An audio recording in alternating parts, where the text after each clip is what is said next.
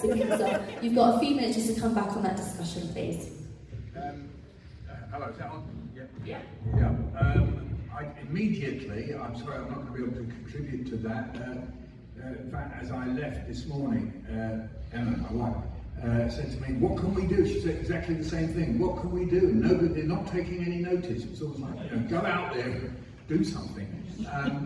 I myself personally, picking up from Jan Wood's point, is work within the cultural field. I write every day, I write poems every day, I put them up on Facebook and X, and I've also written a series called The King and the Tutor, which is like a rewrite of Machiavelli. So what happens is the tutor is like a kind of pro-West, pro-Israeli tutor, speaking in the voice of Machiavelli, advising the prince, who's a bit of a dozo.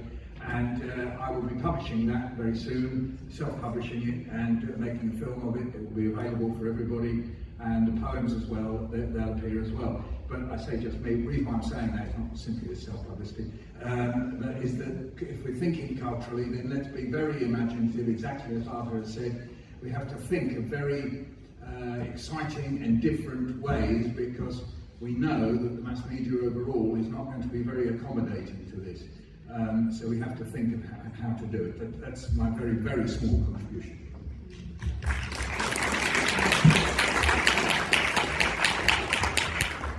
Okay.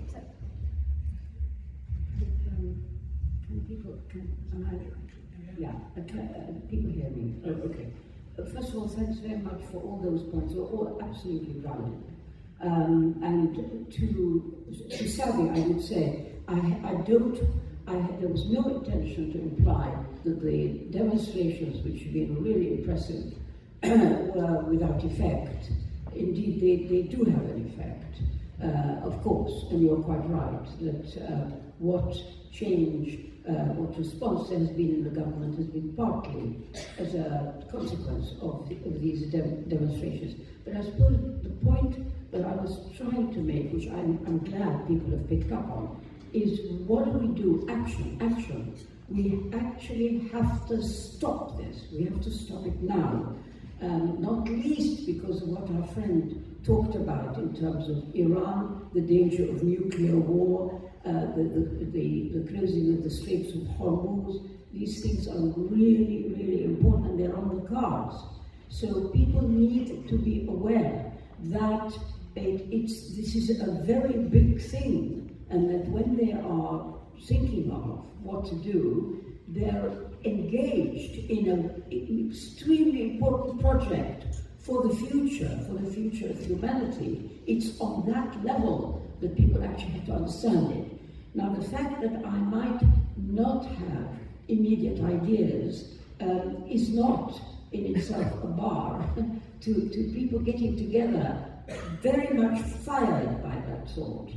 We have to actually do something. We cannot sit here like sheep and observe things happening around us. This is about us, it's about our children, it's about the sort of world we want to live in. One example, recently at a meeting, somebody who obviously very much has this idea, started talking about a regular day of action for Palestine, in which she suggested something like people going on strike, actually not going into work, and saying this is why we're doing this. We are refused to keep serving in a structure, in a whole setup, which is assisting a living genocide. That's just one thought, but it's that kind of thing, that sort of, let's do something effective which really affects people, that we need to think about.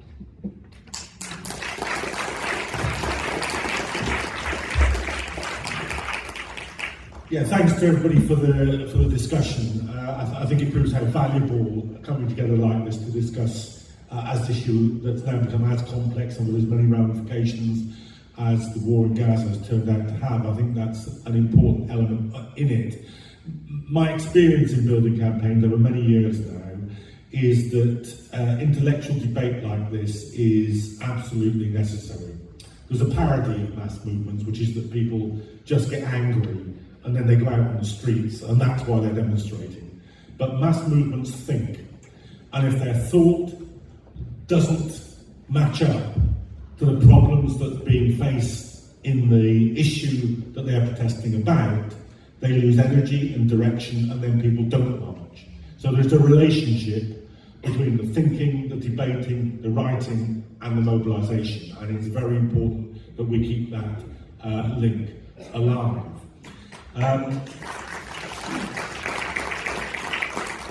The second thing I'd say is this, that, and this comes again from experience as an activist, I think you have to think of these things in two registers. You have to think about it in activist time and in historian's time. And activist time and historian's time are two different things. Activist time is days, is weeks, is at most months. Historian's time is years or decades or centuries. And you have to be able to combine the urgency of activist time with the measured appreciation that comes with historians' time. I'll give you two examples. Soweto was a military defeat for the anti-apartheid forces. It was a massacre. But everybody now knows that Soweto was a watershed from which the apartheid regime never recovered, and it was a step towards its defeat. The Tet Offensive in Vietnam was a massive defeat for the Vietnamese. But everybody now knows that the Tet Offensive was the moment where the war began to swing against the Americans. And years later, they were driven from Vietnam. So we have to think about the events now, both in historians' time and in activist time. In activist time, we must step up the struggle. What does that mean? I want to try and concretely answer that question. After a year, of course, there is a very strong sensation, all of us feel it, that not enough is being done. Glad has said it. It's absolutely true. Nobody can be watching this and not have that sensation. There is one reaction to that, which is, let's stop marching and let's just start, I don't know, direct action and doing more radical stuff. And there's a room for that. You know, it's a foolish movement that makes an artificial distinction between direct action and mass activity. But it's not a substitute for mass activity, it's an addition to mass activity. We have to look at another problem. Here's the problem as far as I can see. We have an absolutely unparalleled mass movement. There's nothing like it. Iraq was huge, one demo bigger than any of the demos we've had, but it wasn't. Over a year, 22 national demonstrations. The intensity of mobilisation, you've got to go back to the suffragettes or to the Chartists to see this level of sustained mobilisation.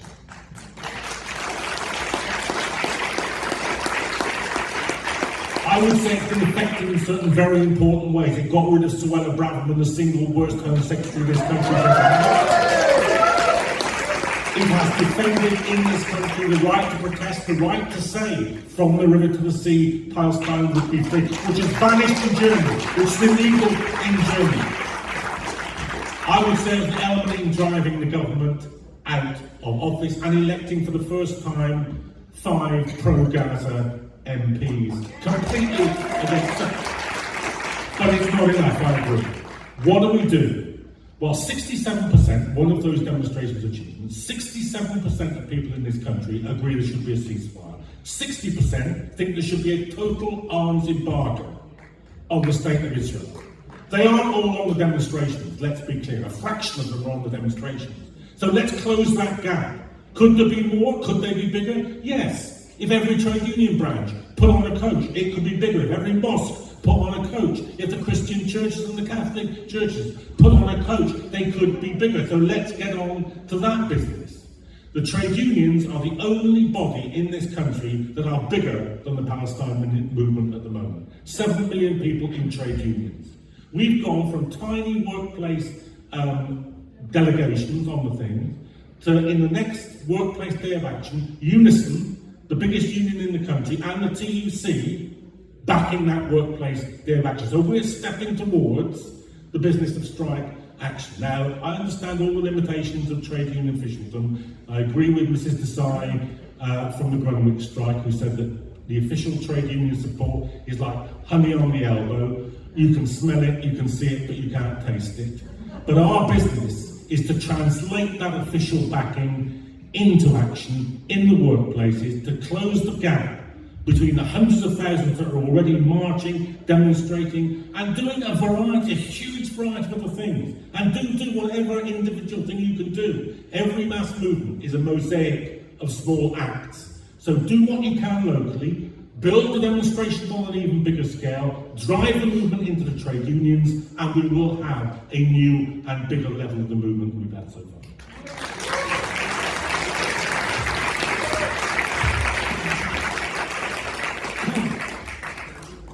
Well, I'd like to follow up from what Gaza said, that there has to be enormous urgency about reacting to what we can see day to day about the genocide going on.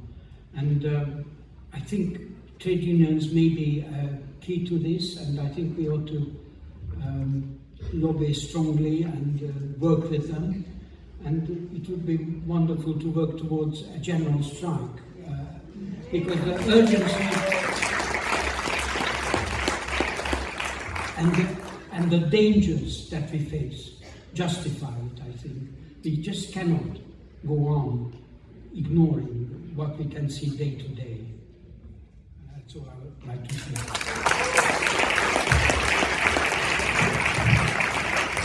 Thanks all of you. I think it's clear that we're working towards a strike for Gaza, but what is going to be a really, really key moment in leading us towards something like that is the Workplace Day of Action on the 28th of November. If you are in a union, or even if you're not, speak to the union in your workplace, find out what you can do. Can you organise a walkout? Can you get a talk? Can you all get together for a photo and do a bit of chanting? Whatever it might be, to try and bring more and more people in your workforce alive to this issue and get them on those mass mobilisations as well. So find the people at the back there who are doing the stall for the Workplace Day of Action, get a poster, get some more information, find out what it is that you can do. As I said before, we've also got the merchandise store where you can get your t-shirts and Christmas cards. And something you are all sat on is our winter appeal. We are trying to raise money to keep doing what Stop the War does, to keep doing the mass mobilisations, to keep doing meetings and events like this. It's what keeps us going, is the small contributions that we get from all of our members and supporters. So if you can afford a little bit, please do donate towards that. Now, lunch smells really good, and we've kept really well to time, so thank you to everybody that's spoken and from the audience as well. A big round of applause for our panellists, and see you next time.